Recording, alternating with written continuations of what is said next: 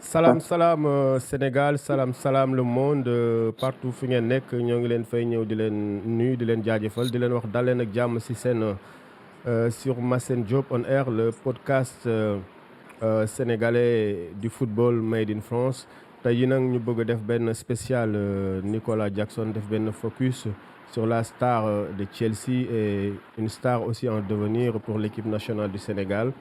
De ce fait moom ñu invité vraiment une personnalité journalistique du Sénégal ba nga xam ni bon xam na bu baax ci le football international et aussi le football local. Donc Moustapha Sadio le journaliste Moustapha Sadio su ma juumul ci tur bi yëpp am na complément wala Moustapha Sadio la. Mamadou Moustapha Sadio mooy tur complet bi. Macha allah Mamadou Moustapha Sadio donc moom la ñu am tey invité sur le podcast sénégalais Massène Diop on air du football. Donc Moustapha Sadio première question rek avant ñuy dem dans le vif du sujet peut-être nga retracer juste ce parcours pour familiariser wu les internautes ak ñu lay déglu fan nga jaar en tant que journaliste fan nga formé woo ak fan nga jaar par rapport aux rédactions et à la situation actuelle. Jërëjëf Massène maa ngi lay nuyu di nuyu également internaute Massène Diop on air yi la tam suivre vraiment macha allah liggéey bi rafet na trop. sama parcours moom je pense que presque ci yow la jaar en tout premier on va dire que ISIC la formé woowe ISIC moom gars yi xam nañ ko. On va dire qu'en dehors de CESTI, c'est presque le penchant, mais côté école privée, école de journalisme, école de communication, mais que privée là, donc faut la jàngee. De 2011 à Institut des sciences, nu mu tudd sax. Institut supérieur des sciences de l'information et de la communication. D'accord fa la ñoom Pape Alé sax jaar ak suñu genre yi quoi. Effectivement ñun on est de la promo 2011-2014 donc waaw ñoo ko loolu après ça on va dire pour jaar première expérience presse écrite quand même je pense que mooy la meilleure chose pour la formation. Absolument nekkoon tout le sport ak de grands d'immenses journalistes de Ndiassé Samb à Eliman Kane en passant par Ibrahima Fall, Ibou Fall et Massène Diop, Demba Varor, que des pointures quoi. Donc foofu la defee mes armes fekk d'ailleurs maa ngi woon di jàng ba léegi j'étais en deuxième année bu may intégrer rédaction ou tout le sport bi donc ensuite on va dire benn bref passage bu un an comme analyste vidéo dans une boîte d'analyste vidéo ay italien lañ ñu ngi tudd Y-Scout ñu nekk dans le monde du football xam nañ leen bu baax en fait c'est des gens qui vendent un peu des contenus de match dañ koy dagg pour les clubs européens ñu jaayaat leen ko dañu am plateforme boo xamante ne vraiment ils sont italiens mais dañu tijji woon seen benn succursale à Dakar. D'accord. En 2014 man maa ngi foon ñu ñëw tijji boîte bi on va dire la succursale à Dakar. De juin 2014 à juin 2015. Ensuite ma nekkoon rédacteur en chef dans un site tout le sport moom laa defee sama première Coupe d'Afrique des Nations en 2017 au Gabon Afrobasket 2017 au Mali quelques expériences non avant justement may dugg RTS en janvier 2018 donc depuis janvier 2018 maa ngi RTS plus précisément RTS 2 mais bon actuellement je fais 5 émissions foofu 3 à la RTS 1 benn à la RTS 2 boo xamante ni maa koy présenté muy sport show ak benn à Radio Sénégal RSI globalement pour bañ a dugg ci yeneen yi je suis également on va dire diplômé en management du sport mooy diplôme exécutif FIFA CIES bi ñuy def ak université de Neuchâtel machallah ak FIFA ak waa INSEPS donc on va dire on a dit yemale fi je devais être bref donc kii bi bañ on va dire sama présentation jël l'essentiel absolument du podcast. Machallah mon frère. Bon, on va entrer dans le vif du sujet hein. Podcast yi moom gis nga c'est maintenant à la mode bon dañuy waxtaan par rapport lu xew avec lépp luñ ci mën a am comme connaissance daal. Bon, Mamadou Moustapha Sadio, aujourd'hui, Nicolas Jackson, nous l'avons connu avec juste sa tunique bleue à Chelsea, peut-être même Villarreal, c'était pas trop médiatisé. Mais Nicolas Jackson au Sénégal, ban genre de joueur là, est-ce que nous pouvons vraiment ñëwaat si Nicolas Jackson au Sénégal, au bled comme on dit? Au bled, tout a commencé en 2017. Il débarquait de Gambie quoi. mu ñëw ci quartier bu ñu naan Tilène. D'accord. Vraiment ci wàllum nawetaan moom c'est. Tilène fan la ban dëkk. Ziguinchor. D'accord. J'aurais dû préciser loolu. D'accord. Tilène mu ngi Ziguinchor. C'est un quartier super cosmopolite. D'accord. boo xamante ne dañ koy retrouver quasiment toutes les ethnies mais surtout beaucoup d'autres nationalités également surtout bissau-guinéenne. Donc moom en tant que on va dire sénégalo-gambien. mais Gambie la jóge woon mu débarqué en 2017 à Tilène il avait à peine 16 ans quoi.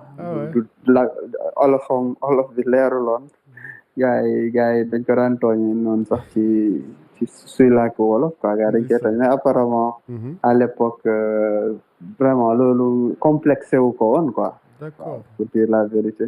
C'est quand même Ziguinchor quoi on va dire très peu de gens parlent super bien wolof pour dire la vérité donc ce qui fait que il se sentait comme un poisson dans l'eau. C'est ça.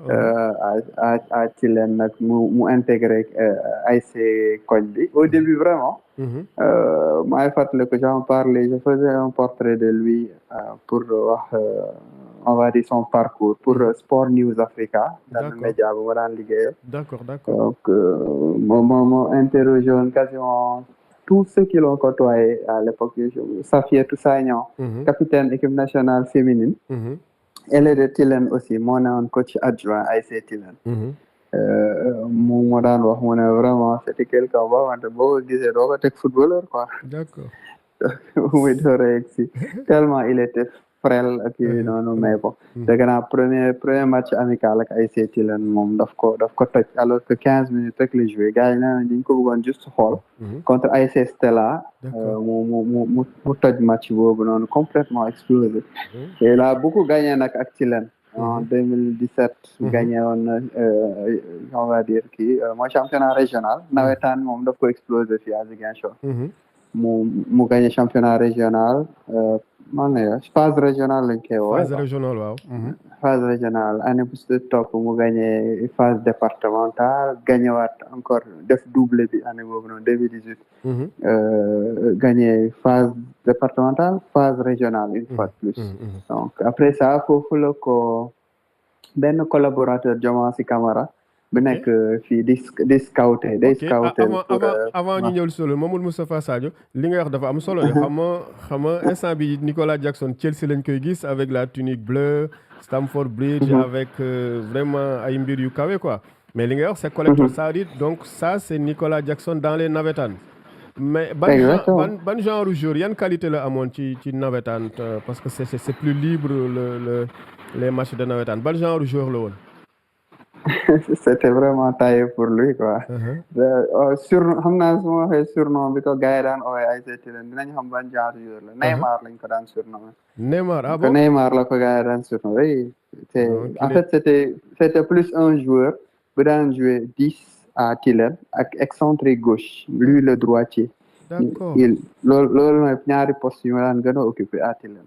D'accord. Donc il était vraiment fantasque quoi il était en fait c'était un joueur boo xamante ne dafa bëri woon trop légèreté parfois nag au Casa Sport moom ça lui a desservi au début. D'accord. Mais dans les nawetaan moom ça produit énormément de bonnes choses provoquer coup franc provoquer penalty. C'était un joueur super brillant mais dafa woyofaloon lu muy footballé. Enfin il n'avait aucune pression. ci efficacité. mais c'était quand même efficace parce que il avait trop de talent pour que ñi muy jouer dans les nawetaan ñu mën ko stopper. Donc c'est le explosé. Non, dans les nawetaan comme je te dis dafa gagné en 2 ans. deux phases régionales premier bi ñu ngi koy doon joué weti Gambie sax Kabadio benn village bu nekk entre Kafountine et Diouloulou. mu gagné ko première phase régionale bi donc il a vraiment explosé les nawetaan dans le sud. amuloon chance justement jouer phase nationale yi après ak Tilène. parce que justement Casa Sport daf ko mujj enrôlé sur proposition. parce que Diomansy xaw ma nag yaa ngi fàttaliku Diomansy Kamara dafa amoon poste au sein du Casa Sport comme manager général. ah d'accord kon Diomansy doguma la kon Diomansy dafa participer lu mu tax mu dem Casa Sport man nag dama yaakaaroon sax. Casa Sport lañ ko repérer quoi. kon non du tout bon de préciser la chose. presque Diomansy moo ko placé biir Casa Sport parce que il voulait. progression bi mu xaw a linéaire quoi jógee ci nawetaan yi. d'accord ñu repérer ko foofu noonu mooy scout yi Diomansy am dans le sud. ñu repérer ko après il voulait bu mu ko dépayser donc yóbbu ko ci benn club à Dakar. d'accord mu bàyyi ko dans le sud et quel est le meilleur endroit pour progresser que le Casa Sport. donc en 2019. 2018 noonu la intégré Casa Sport. Diomansy était toujours genre dans ses pattes. Il avait la chance aussi à l'époque Badara Sarr moo newoon ko ci Casa Sport. d'accord Badara Sarr ñëpp xam nañ ko aussi. Dans le milieu du coaching aujourd'hui directeur technique de Teungueth FC mais ancien sélectionneur adjoint équipe nationale locale équipe nationale U20 équipe nationale U23 ñoom ñoo gagné woon sax la médaille d'or des Jeux africains en 2015 ak ñoom Pape Seydou Ndiaye affaire yooyu noonu Badara Sarr moo newoon adjoint Serigne Saliou Dia il a également été adjoint de Joseph Koto. d'accord ci CHAN bu ñuy joué en Côte d'Ivoire la première édition CHAN bi. en Côte d'Ivoire donc Badara Sarr moo newoon ko ci Casa Sport à l'époque. mu yor ko. dégg naa mu ne au début moom tamit interviewé naa kon ci papier bi moo defoon noonu ci Nicolas Jackson mu ne. Au début vraiment beaucoup de dirigeants du Casa Sport ils étaient contre vraiment muy titulariser boy bi muy titulariser Nicolas Jackson parce que ñoom ñëpp dañ ko daan traité de joueur nawetaan quoi. ah d'accord footballam dëgëruloon assez pour les dirigeants du Casa Sport mais moom mu ne dafa teel a déceler son immense potentiel donc il avait toute sa confiance mu koy imposer di ko jouer loolu il le faisait jouer à quasiment aux 4 postes de l'attaque excentré gauche excentré droit derrière l'attaquant ak parfois mais c'était vraiment pas son poste de prédilection il le faisait jouer également en pointe et Badara Sarr vraiment précisé na ni ki vraiment poste yu mu ko daan gën a joué loo mooy excentré gauche ak 10 numéro 10 parce que il était facile avec le ballon très bon dribbleur il avait également un bon jeu de tête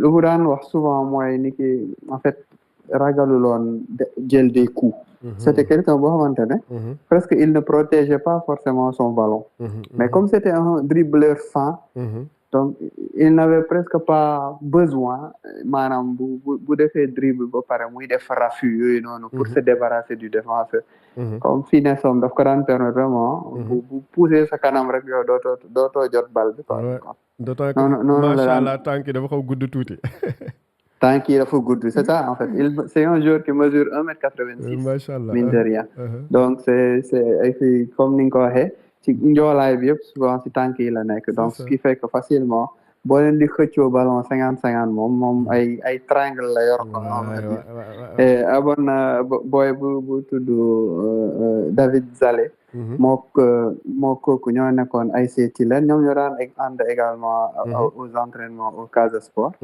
mu ngi daan wax ci papier bi ma defoon noonu ni Pierre Zale plutôt mu ne benn jour mus na ko ne su fekkee ni ngay footballé woon tu vas jamais t'imposer au Casa Sport Nicolas Jackson tontu ko ne non t'inquiète pas lii foo la rek football foo la football kenn waru ko jëlee dëgg affaire yooyu noonu parce que pour te montrer juste son insouciance quoi yoonam newul ci stress bi football di def supporter Casa Sport yi parfois c'est une qualité nag.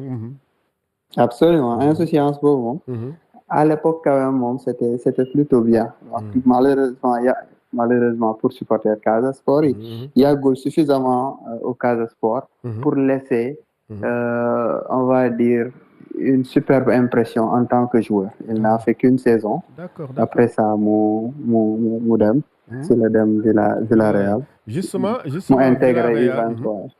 Villarreal parce que yow ni nga expliquer la situation donc moom ak Diomansy c'est une longue histoire bu commencer comme les agents comme ça mais yow nan nga est-ce que ça tu as été surpris de son recrutement à Chelsea Villarreal bon il n'a pas été trop médiatisé comme actuellement mais est-ce que yow intervalle boobu mu dem Villarreal vraiment def du bon football ba war a dem Chelsea si on sait que Chelsea dañ ko recruter ci ay années yu yàgg te c'est un milliardaire si je ne me trompe américain moo ko jëndoon foofu donc est-ce que yow surprendre na la trajectoire boobu par rapport ak yi ma wax ni il était insouciant ak yenn affaires yi mu dem ba Chelsea le club de Didier Drogba recruter ko surprendre na ma vraiment parce que man personnellement comme je t'ai dit je suis comme les supporters du Casa Sport tellement yàggu fi yàqu fi on va dire au point que tu peux pas te dire que nit mën na jógee directement du Casa Sport sans même faire une saison entière dem directement en Liga quoi donc loolu moom pour man foofu la surprise foofu la gën a nekkee pas son transfert de Villarreal à Chelsea loolu surprendre moi parce que xam nga Villarreal projecteurs yi muy maye quand même c'est suffisant pour que des gros clubs anglais ñu intéressé wu à un joueur boo xamante ne quand même si tu te souviens bien la saison 2023-2024 la deuxième partie de saison de Nicolas Jackson mérite vraiment des Oscars quoi parce que il a fait une deuxième partie de saison extraordinaire dugal entre janvier et janvier 2022 pardon, janvier 2023 ak juin 2023, il a quand même mis la bagatelle de 12 buts. Délivré 4 passes décisives. En 16 titularisations, qu'est-ce que c'est? Pour te montrer li mu réalisé quand même. À Villarreal, quand même, mais moi, j'étais subjugué par sa capacité à l'époque. Quasiment chaque week-end, vous voyez les buts dans les grands championnats, on montrait un but de Nicolas Jackson, toujours positionné du côté gauche ou Villarreal, il repiquait dans l'axe parce qu'il avait la chance de jouer avec un numéro 9 très intelligent, Gérard Moreno. Bon, maintenant, il libère souvent l'axe. Donc, c'est plus son passage de Casa Sport à Villarreal, même si Villarreal U23 l'a joué. Les 2 premières saisons, il était plus entre Villarreal U23 et Club Liga Adelante Mirandes. Donc, faut le rendre. C'est en 2022-2023. Le jouer une saison entière à Villarreal. Et saison entière, ça décide entre guillemets, parce que vraiment, deuxième partie de saison, il a explosé. Parce que c'est le gain joué, quoi. On va dire, première partie de saison, je pense, Ben, le but avec le double. La deuxième partie de saison, il a complètement explosé. Ce qui a poussé Ben, le club comme Bournemouth, Moubogon que recruter.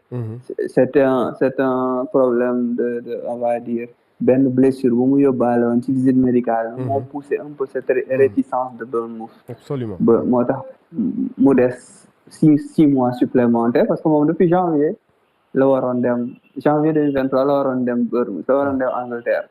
Réticence Bournemouth boobu noonu moo ko bàyyi Villarreal mu continue exploser. Et l'été 2023 rek Chelsea sauté sur l'occasion quand même ci teg quand même 37 millions d'euros. Sur un joueur boo xamante ne on va dire que ci football professionnel benn attaque la joué donc ñoom quand même ils ont décelé le potentiel misé énormément d'argent ba pare comme nañ koy rappelé premier contrat c'était jusqu'en 2028 mais benn saison la def gars yi prolongé comme mu ngi ba 2030 c'est le contrat mais moom am na quelque part chance parce que Diomansy Kamara bon nuñ ko xamee il a été un joueur sérieux bon moom ay Red Star lañ ko xamee woon boobu formation am ay temps moom lañ doon woowee la Thierry Henry moom tam ndeysaan la Thierry Henry italien temps muy ne Modène mais am na expérience su Angleterre ak Portsmouth West Bromwich Albion ak Fulham donc loolu tam aidé na le fait que mu war a mun négocier un bon contrat pour Nicolas Jackson au-delà du talent.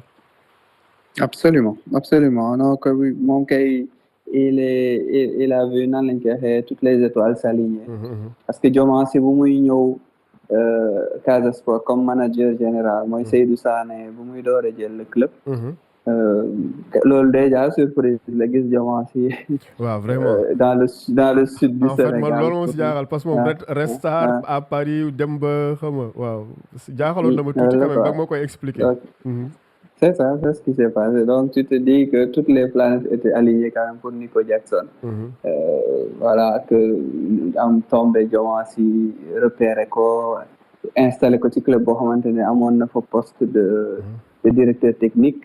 Après ça, vraiment, comme tu dis, connaissance de l'Angleterre, et puis moom ci carrière am essentiellement, c'est entre Italie ak Angleterre. Et Angleterre le gën a on va dire foofu la ëpp les liens ak yooyu noonu il parle déjà super bien anglais. Absolument. Et puis le joueur qu'il était sérieux ak lépp loolu la inculqué à Nico Jackson soo xoolee ses prises de position rek dans beaucoup de choses xam nga dafay permettre vraiment Nicolas Jackson dem également avec ses traits de caractère quoi du ko daan brider ak loolu yooyu dina ko daan bay par exemple muy def parfois des erreurs de communication après mu rectifier ko en privé après mu génn moom en public wax ni que vraiment Nico Jackson peut-être dafa def erreur par exemple sur l'affaire Enzo Fernandez sur les allégations de racisme quoi donc je veux dire par là quand même que il est super bien entouré.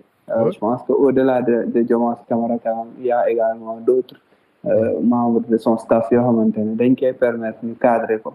Mais bon, ça n'empêche qu'il a encore beaucoup de choses foo xamante ne war na ci progresser surtout dans son attitude par exemple au niveau de Chelsea.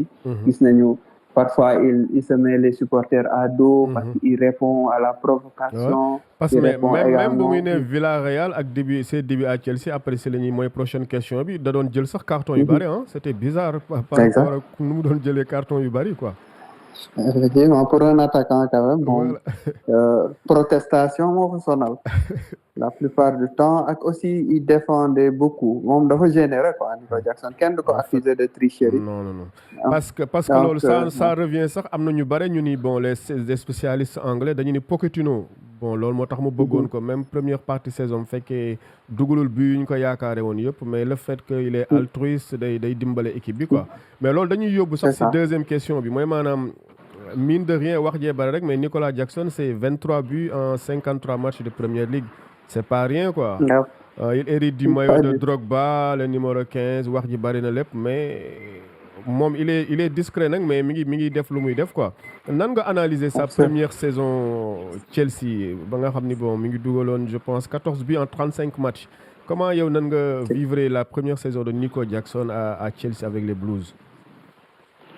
Pour moi c'est une réussite pour moi c'est une réussite attaquant yi démarré seen carrière anglaise en mettant 14 buts délivrés 5 passes décisives en 31 titularisations. Je pense que mun nañu wuti mais y en a pas beaucoup. Encore moins des attaquants Ousseynou Diouf sax amu ko.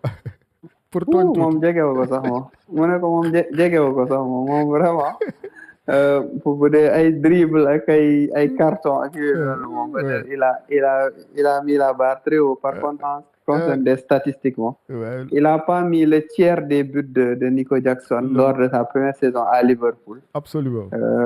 Donc vraiment loolu moo tax ma ne c'est une réussite. Individuellement c'était une réussite. C'était une saison galère quand même à Chelsea la saison dernière. Gis nañ ko sur le plan comptable même si Chelsea mun naa terminer nañ saison bi sur une bonne note en décrochant une place en Europa League Conférence 6e place bi c'est inespéré je trouve par rapport ak li ñu wone woon collectivement irrégularité boobu noonu mais vraiment moom sur le plan individuel quand même terminé comme ni nga koy fàttalee 14 buts 5 passes décisives en 31 titularisations décisives 19 fois en une trentaine de matchs de titularisation c'est quand même assez bluffant assez brillant man loolu laa ko gisee vraiment il a été intéressant également dans beaucoup d'aspects du jeu mooy prise de profondeur muy le pressing affaire yooyu noonu participation vraiment à des phases défensives ak lépp moi je trouve que globalement moom en tant qu'attaquant individuellement il a réussi des débuts de qualité pour ne pas mettre beneen superlatif absolument absolument à Chelsea mais ren moom sa saison bon daaw dañu ni Pochettino loolu moom taxoon mu gën ko bëgg le fait que da koy dimbali sur les tâches défensives mais yow noo gisee ren saison parce que Chelsea mine de rien bari na ay joueurs man ba ma xoolee la brochette d'attaquants mais bari na ay joueurs à l'entraînement wax na compliqué ay Pedro Neto ay Noni Madueke Joao Félix bien que ñenn ñi dañuy jouer parfois en Europa League ñeneen ñi en semaine mais même Christopher Nkunku mi ngi foofu ak ñeneen ñi yow nan nga gisee la saison actuelle de Nico Jackson avec vraiment 9 buts en 18 matchs su ma juumul c'est quand même c'est intéressant quand même ren c'est statistique. Absolument man moom dama ci boole souvent passe décisive yi quoi donc pour wane combien il est décisif et versatile maanaam dafa bëri ay facettes il n'est pas juste comme par exemple boo xoolee les statistiques d'Erling Haaland Haaland malgré sa grande taille ak lépp mun na def une saison pare ko 38 journées dugal 37 buts def une seule passe décisive donc pour wane un peu Nicolas Jackson ni ki dafa versatile bëri ay façon d'aider son équipe te yaa ngi wax ci 9 buts yi maanaam si yokk 3 passes décisives en 18 matchs il est décisif 12 fois en 18 matchs noonu laa koy analyser quoi donc c'est comme s'il était décisif 2 fois tous les 3 matchs deux matchs sur tous les 3 matchs non pour montrer que maanaam lu muy tëb ay match te décisiful dafa néew le tiers du temps la dul décisif le 2/3 du temps quand il joue il est décisif donc pour man il est sur la lancée de sa saison dernière il est sur les bases de ses 14 buts 5 buts moo ko dese alors que il est à mi-saison il reste 20 matchs à jouer à Chelsea moom mu ngi ci ay base u def 20 buts donc ku jóge 14 buts de dem 20 buts s'il ne connaît pas un coup de mou ci deuxième partie de saison te moom il a toujours montré que deuxième partie de saison c'est sa partie de saison Villarreal loolu la fa wone daaw à Chelsea loolu la fa wone également donc rien ne devrait s'opposer à ce qu'il tourne autour des 18 buts maanaam qu'il refasse lu mu def ci première partie de saison voire mieux si c'est mieux ce sera autour de la vingtaine d'autant que da nga koy gis am na benn complicité benn bu diffuse avec moom ak Cole Palmer da ngay gis parfois ñuy tenter tous les deux des trucs vraiment bluffants absolument et il a cette nan lañ koy waxee cette affinité technique ak moom ak Cole Palmer il le recherche souvent Cole Palmer aussi même si Cole Palmer c'est un joueur un peu individualiste il croque beaucoup quoi su gënoon altruiste je pense que Nico Jackson dina daan am beaucoup plus d'occasions de briller et aussi de pas forcément de briller parce que gis nañ ko parfois il est gauche quoi Nico Jackson bu dese na ko sa finition il doit être encore plus létal qu'il ne l'est pour que vraiment muy convertir on va dire une occasion sur 3 maximum su mu nee def sax une occasion sur 2 c'est efficacité 50% daf koy dina koy yóbbu vraiment autour de 25 buts minimum par saison parce que il a tellement d'occasions parce que daaw s'il était plus clinique mais waroon na romb fii parce que daaw raté na action yu bari quand même yu bëri loolu bokk na ci lan moo ko mettre en mal avec ses supporters avec les supporters de Chelsea c'est ça exigence parce que parfois day rater li nga xamante ne vraiment je pense que ñu bëri ci tribune yi dañ naan ni c'est pas possible c'est surtout exigence su Chelsea c'est-à-dire ñoom dañu xam xamoon des attaquants comme Drogba, comme Fernando Torres, même si Fernando Torres, on va dire entre guillemets, c'est pas le Fernando Torres de l'Atlético wala bu Liverpool. Mais quand même, c'était de grands noms, quoi. Et c'était des joueurs qui ne rataient pas lu Nicolas Jackson di raté. Mais il faut qu'on se rappelle aussi que daaw bu muy yegg si à Chelsea, il n'avait à peine que 22 ans, quoi. En fait, dañuy fàtte loolu quand même. Il est né en 2001, je pense moom. C'est ça, exactement ça. Et en juin prochain, lay am 23 ans. Donc c'est un joueur de 22 ans. Boo xamante ne lay am 24 ans, pardon, en juin prochain. Là, il a 23 ans. Kon moom mondial 2002, 1 an la am, quoi. Exactement. Mondial 2002. Il avait 1 an pile parce que c'était en juin. Absolument. Il avait 1 an pile. Donc parfois, je pense que même supporters yi dañuy fàtte. Mais aussi, ils se disent que ñoom seen yoon ne aussi pas. On a quand même mis 37 millions, 35 millions de livres c'est ça. sur un joueur. Boo xamante ne ñoom dañ daan gis souvent c'est raté, beaucoup plus c'est raté que ses buts. loolu aussi mën nañ leen ko nangul. Les supporters anglais quand même d'habitude ils sont bien assez patients, quoi. Absolument. Mais suñu demee ba agacé Nicolas Jackson agacé leen, man je pense plus que c'est plus la faute de Nico Jackson que des supporters anglais, parce que c'est quand même l'un des rares pays boo xamante ne nit ñi ils sont super patients. Ils sont super patients. Gaaw ñu jël en grippe les joueurs. Xam nga ci dara yàgg nga dem vraiment en Europe di tu connais très bien nan la supporters yi di comporter dans les différents championnats. Et il faut dire qu'en Angleterre, en Grande-Bretagne globalement, les supporters dañ lay pousser, jox la encourager lépp jusqu'au bout quasiment. Moom peut plus sa façon de réagir face parfois à l'adversité et à la déception des supporters. Moom bu ci kii rek day mel day xam taal bi rek. Après boobu moom souvent ça part en sucette. Et ce n'est jamais bénéfique aux joueurs. loolu foog ñu wax ko quoi. loolu bokk na ci axe de progression. Mais globalement li nga daan wax ci complicité bi mu am ak Cole Palmer. Également il a la chance ci équipe bi. Il y a de super bons passeurs ay Jadon Sancho, ay Noni Madueke, noonu ay Pedro Neto. Pedro Neto, Noni Madueke, c'est des appareils à centre. Ñooñu c'est des centreurs. Donc ça lui permet vraiment. Cucurella également, c'est un très bon centreur. À droite nga am Malo Gusto, Rhys James. C'est d'excellents centreurs également. temps gis naa mu jënd xam moo leen wutal ay yére wala fu ma gis rek joueur Chelsea yi sol ay yére sénégalais, quoi. Il l'a fait avec Marco Cucurella, ak également Moses Caicedo. mu leen di yóbbul ay yére wolof, ay tenue traditionnelle sénégalaise ou ouest africain. muy wone un peu carrément fierté bu mu am, muy bëgg ñooñu aussi xam fu mu jógee, nan la nit ñi di solo, nan la certainement si lekk bi également mu ngi leen di convertir au subsaharianisme, on va dire, pour ñu xam vraiment lii lay dund également, lii la daan dund wala lii lay dund ba léegi. Donc loolu moom c'est vraiment des à côté yoo xamante ne c'est pas négligeable. Ça montre toute la fierté du gamin, quoi. Voilà, c'est ça. Loolu kay parce que même mës naa gis benn photo bu intéressante avec Diomansy Kamara avec les tenues traditionnelles du sud là, mais c'était poignant. Ma ne lii moom am na solo daal.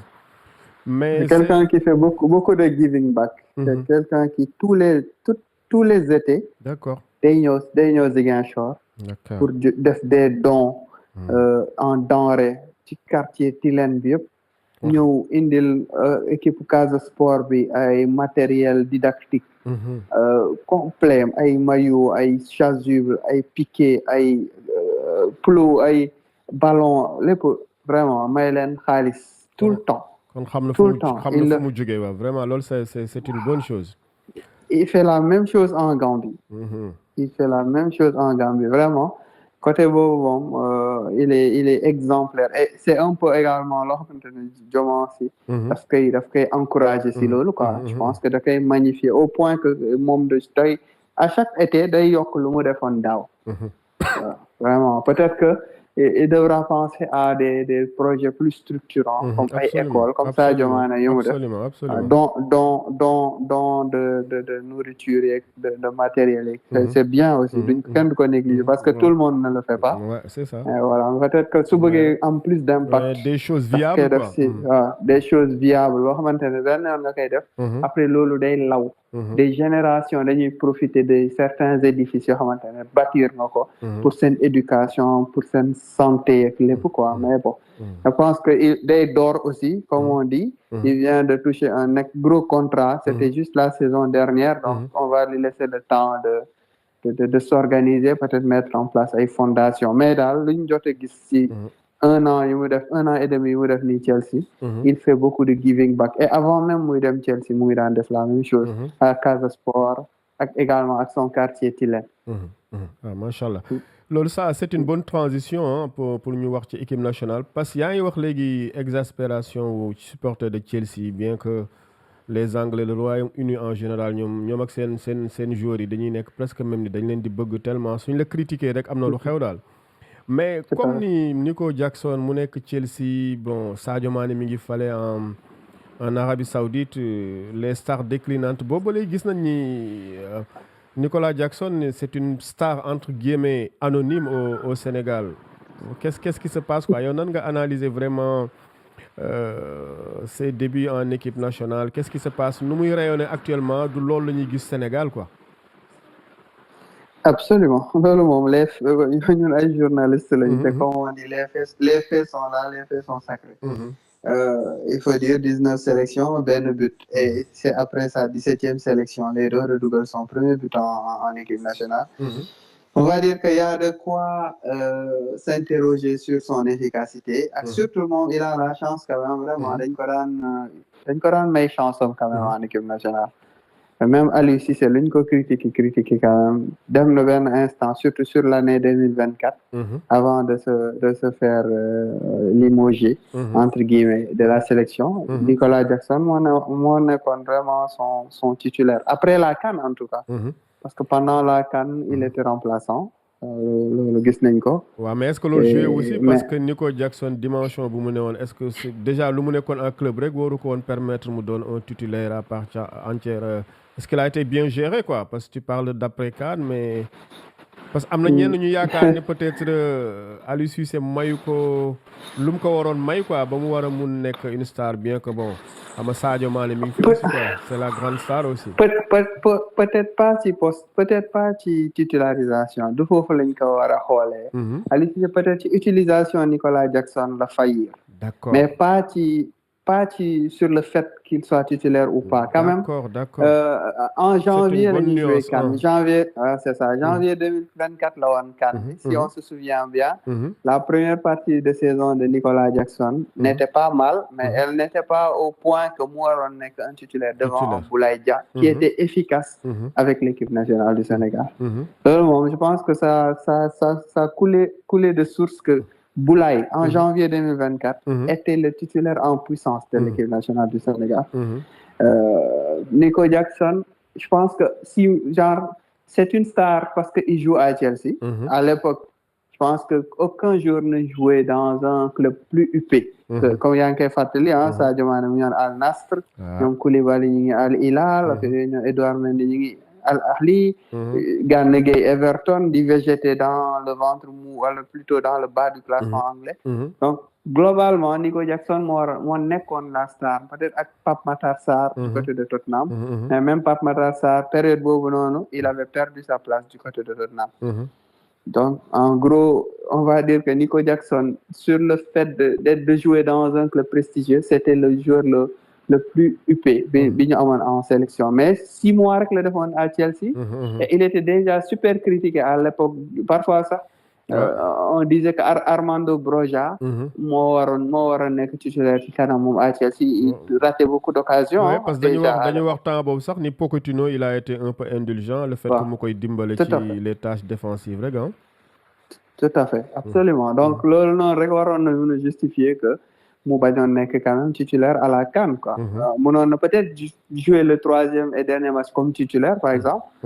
Parce que on était déjà qualifié. Donc yooyu mën nañ ko wax mais par contre fu Aliou Cissé faillir ak Nico Jackson. c'est dans son utilisation. parce que équipe nationale Sénégal boo fi nekkee attaquant de pointe. am na profil yoo xamante ne boo ko amee moom tu vas juste courir dans le vide. parce que c'est pas une équipe boo xamante ne y a des centreurs. ni les latéraux ni les excentrés moom ñoom d'ailleurs ay faux pieds lañu daan utiliser à part Ismaïla Sarr bi nga xamante ne moom la ñuy utiliser comme excentré droit le droitier. et même moom foofu il aime pas jouer de ce côté-là il a rarement brillé sur le côté droit. Sadio Mané moom il est campé sur son côté gauche. moom tane na parfois sur un coup de rein mun na le fixer. yóbbu la après centré du gauche. mais voilà c'était pas vraiment on va dire des phases de jeu yoo xamante ne day permettre à Nicolas Jackson de briller c'est plus des centres de gauche des centres de droitier centre du gauche d'un droitier. donc des centres qui manquent de force. c'est plus pour des joueurs vraiment de tête comme Habib Diallo ou un Famara Diédhiou ñoo xamante ne même balle bi ñëw comme niñ koy waxee dans le jargon. avec plein de neige. ils ont le cou assez musclé pour mettre un coup de casque quoi. Nico Jackson a vraiment besoin de centreurs attitrés comme ay Noni Madueke comme ay Pedro Neto comme ay Cole Palmer. genre quand il est à gauche centré vraiment day joxe puissance ba. tu n'as pas besoin de faire les gestes pour delloo bal bi fu mu jógee ak yooyu noonu quoi des centres assez puissants. pour que boo koy mbëkk booy teg sa bal sa bopp en opposition rek ça peut avoir de la force. kii noonu quoi. donc Nico Jackson prise de profondeur la waroon gën a mën a briller en équipe nationale.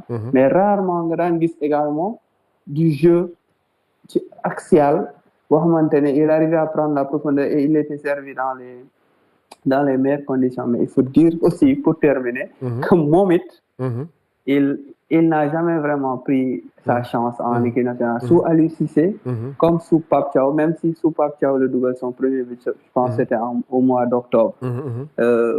Juste pour montrer que je pense qu'ils dañuy partager cette responsabilité-là du fait que li muy def Chelsea, il n'arrive pas à le faire en équipe nationale. Mais il y a également son attitude.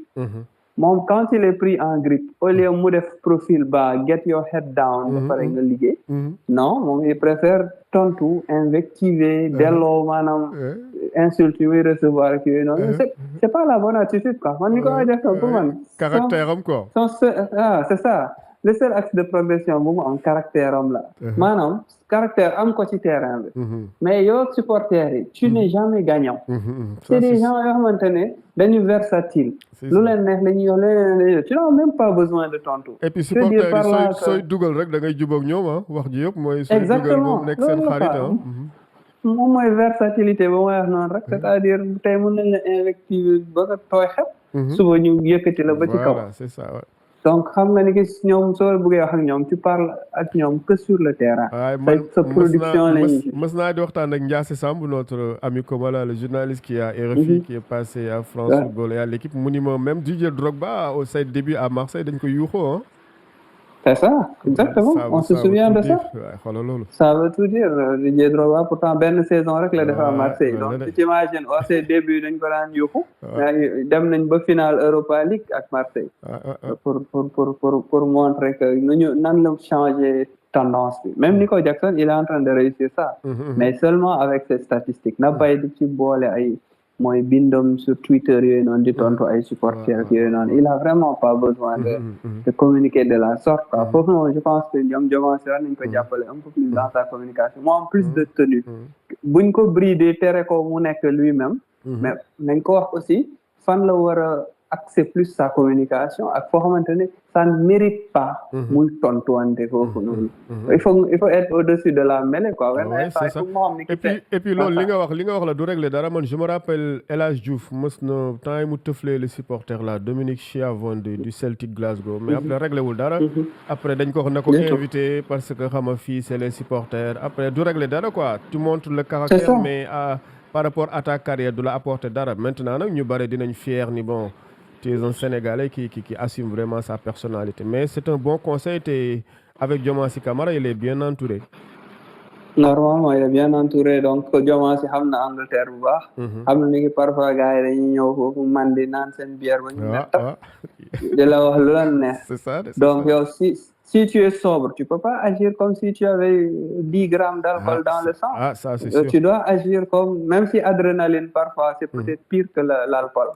Réaction épidermique, parfois, tu es fatigué, tu es cavaler, tu es pour club, indiscipliné, énergumène. Comme le talon de Guardiola. Exactement. waa ji koy filmer noonu di ko xas kii noonu donc c'est des choses yoo xamante ne da ngay xam ne ki dañ la war a préparer sax wax la ni ki il peut arriver ça mais globalement les supporters anglais sont les meilleurs ñoo ëpp fair play ci àdduna bi globalement donc loolu noonu na ko intégrer aussi pour que bu mu verser dans l'excès quoi mais je pense que il est sur la bonne voie xam nga man je préfère nit am problème yooyu noonu que mu am problème de se créer des occasions yooyu maanaam lu ñu war a jàppale Nicolas Jackson méttiwul c'est plus sur des détails sur sa finition peut-être sur le terrain ce qui concerne hors du terrain quand c'est lui dire il faut choisir tes combats am na yoo xam ne jar na ko am na yoo xam ne jaruñu ko tontuwante ak nit ñi ci réseaux sociaux yi wala tontu nit ñi ses propres supporters nga dugal but ne leen noppi leen c'est contre-productif quoi ça c'est de bons conseils c'est la même chose en équipe nationale loolu aussi xam nga bu dugalee premier butom il était soulagé mais il a pas manqué de dire aux gens ñi koy critiquer nañu noppi kii non mais il faut faire preuve d'humilité tu as traversé 17 matchs sans marquer le moins de but je veux dire par là que soo dugalee 18e match bi ka bul fàttee ni ki gars yi xaw nga loolu la quoi nañ na en plus d'humilité parce que je pense que attaquant yi réussir yëpp humilité moo tax ñu réussir quoi Didier Drogba Samuel Eto'o bon Samuel Eto'o c'était pas le plus humble du monde mais moom c'était des combats yoo xamante ne il le faisait il répondait sur le terrain quand même c'est ça aspect racisme moo gënoon tax sax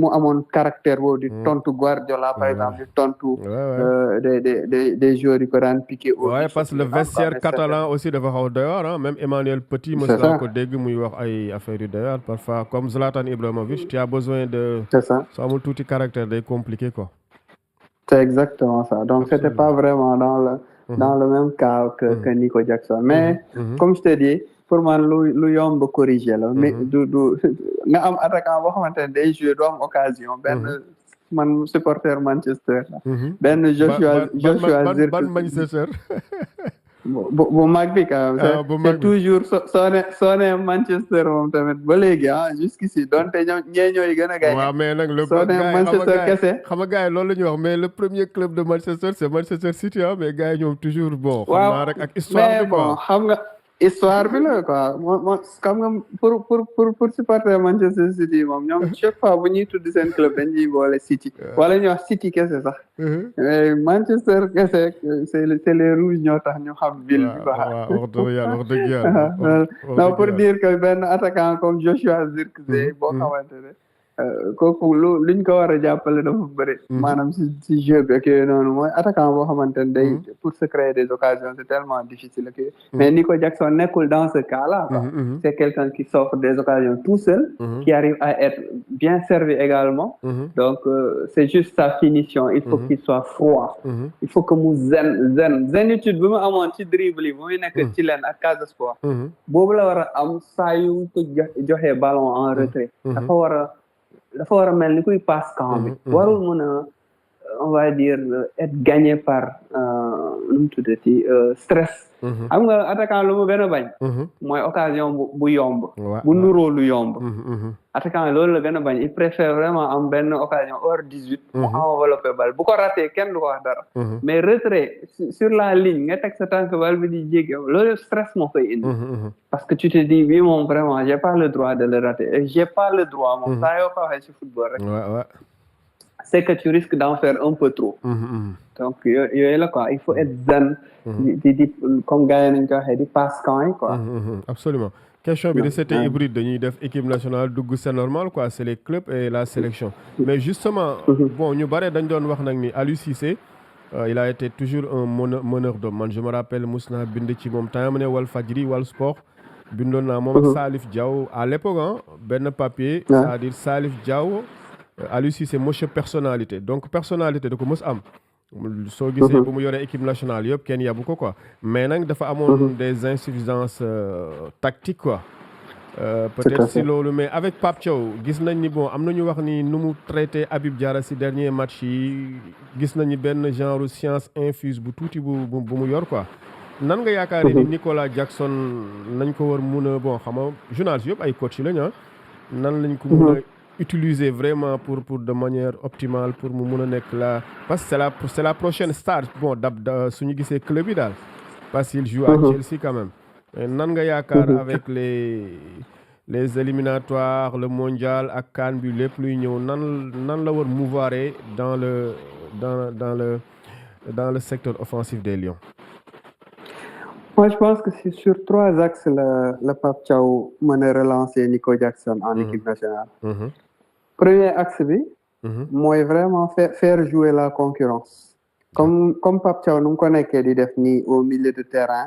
indi Habib Diarra au milieu de terrain gën a tarloo un peu la guerre au milieu de terrain entre Gana Gueye qui revit, qui a une seconde jeunesse, entre un Pape Gueye incontournable en équipe nationale, un Lamine Camara qui a un pied boo xamante ne kenn amu ko en équipe nationale, entre un Pape Matar Sarr qui joue à Tottenham quand même mais qui est irrégulier, entre un Habib Diarra boo xamante ne en 2 matchs il te met 3 buts et qui est capitaine de Strasbourg yooyu noonu gis nga nu mu relancer concurrence bi ci milieu de terrain loo xamante ne Aliou Cissé dafa réticent woon à le faire mu noonu la war a relancer également en attaque mu remettre ñëpp en cause wax leen vraiment fi performance mooy tax nga gagner tes droits d'être titulaire indiscutable fii nii comme Boulaye Dia j'ai vu les derniers matchs de Boulaye il n'est pas vraiment dans son assiette donc mun na ko aussi détendre ci équipe nationale il a relancé un joueur comme Chérif Ndiaye titulaire lors des derniers matchs de l'équipe nationale Nico Jackson teg na ko ci banc bi lors des matchs de novembre donc je pense que ci piqué ni nu mu piqué Ismaïla Sarr Ismaïla Sarr Aliou Cissé à la limite il était intouchable en tout cas dana titulaire même bu doon piston gauche la koy jouer la kenn xamul création boobu noonu fu mu ko jëlee mais dana titulaire daal donc loolu noonu je pense que ça va aider Nicolas Jackson a besoin d'être on va dire titillé remis en question kii noonu loolu premier axe bi la loolu vraiment c'est juste mental quoi beneen axe bi mooy dans le jeu prôné par Pape Thiaw il faut qu'il y ait vraiment du jeu long du jeu en profondeur parce que Nico Jackson excelle sur l'appel contre appel pour prendre la profondeur il est rapide il sait garder la balle en tout cas su ko joué loo au poste d'attaquant de pointe te foofu la koy gën a joué loo parce que troisième axe bi la Sadio Mané je sais que Pape Thiaw il est en train de remettre beaucoup de choses en question mais je pense qu'il va avoir du mal avec le manque de poigne pour remettre en question Sadio Mané même s'il n'est pas il a perdu de sa il a perdu son explosivité mais il va continuer à être le roi du côté gauche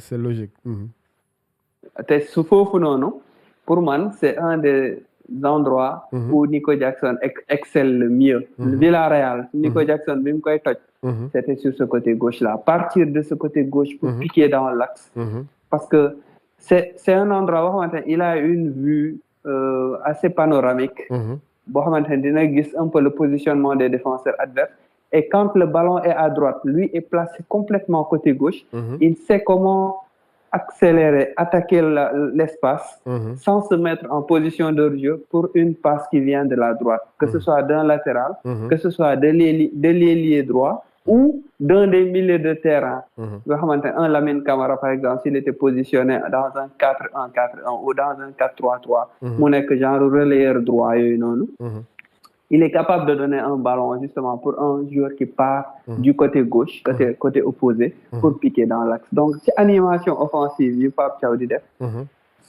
Moom mu évoluer sur le côté d'un Sadio Mané. Ça va beaucoup l'aider aussi parce que man Villarreal moom vraiment. Pour man lu mu nekk di def ni à Chelsea c'est très méritant. Mais fële c'était tellement facile pour lui cette deuxième partie de saison 2022-2023 à Villarreal. Il s'offre beaucoup d'occasions justement en partant de ce côté-là, quoi. Avec un attaquant intelligent qui pouvait aspirer son défenseur central genre par un décrochage genre link-up play yooyu noonu nga xam soo décroché rek nga am sa défenseur central bu lay topp loolu ça libère de l'espace au cœur de la défense centrale adverse. C'est un joueur qui part du côté droit du côté gauche peut justement s'y engouffrer. Yooyu la quoi yooyu ci côté animation offensive la mais il faut beaucoup de choses pour que Nico Jackson, mais il faut également le mettre en confiance, quoi, parce que surtout ça, je pense le mental, oui.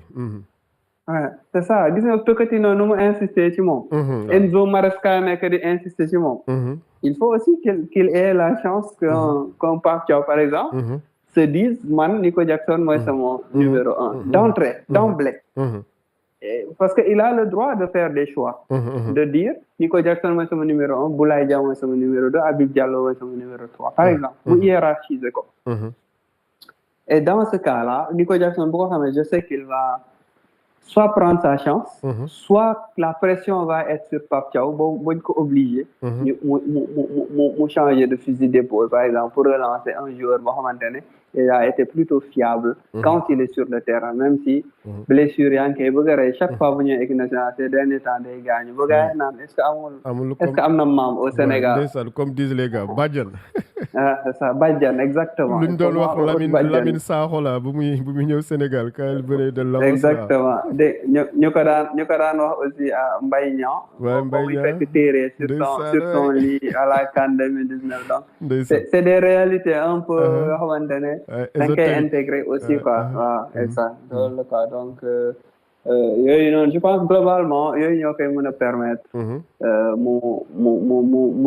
mu retrouver pas retrouver parce qu'il n'a jamais trouvé voilà mu trouver sa place dans un 11 type parce que logiquement comme je le dis moom club bu muy jouer ak ses performances en club moom moo war a logiquement hériter de la pointe de l'attaque du Sénégal. Absolument Mamadou Moustapha Sadio on a fait ma xool 57 minutes donc les mu doon 1 heure de temps ça a été vraiment un plaisir nag ma recevoir la parce que comme on dit au Sénégal ce spécialiste du football international ak local am fa bon si ngay bokk quoi machallah ça a été vraiment un plaisir.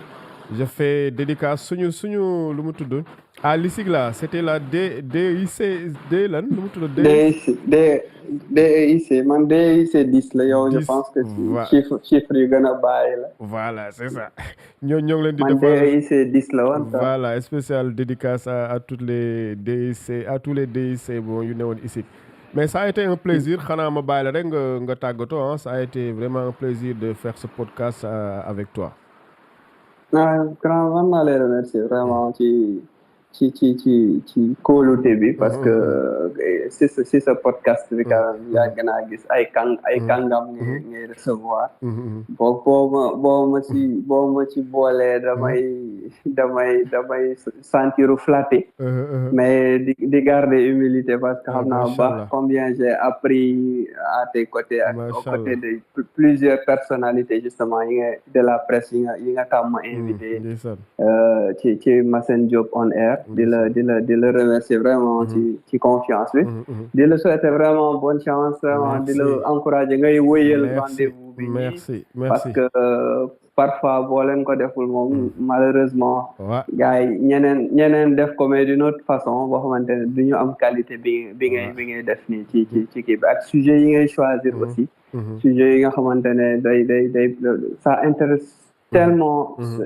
internautes yi que ce soit ci réseaux sociaux yi mais également ñi nga xamante ne mën nañ ko am sur YouTube également quoi donc vraiment di la jaajëfal ci idée bi di la encourager nga koy wéyal quoi. Ouais, c'est gentil mais merci beaucoup et puis dinañ la inviter at ci yeneen inchallah yeneen rendez-vous en tout cas merci beaucoup et bien de choses à toute la famille sénégalaise au Sénégal à Dakar et à Ziguinchor ay ci ñu def noonu ay ci salaamaaleykum jaajëf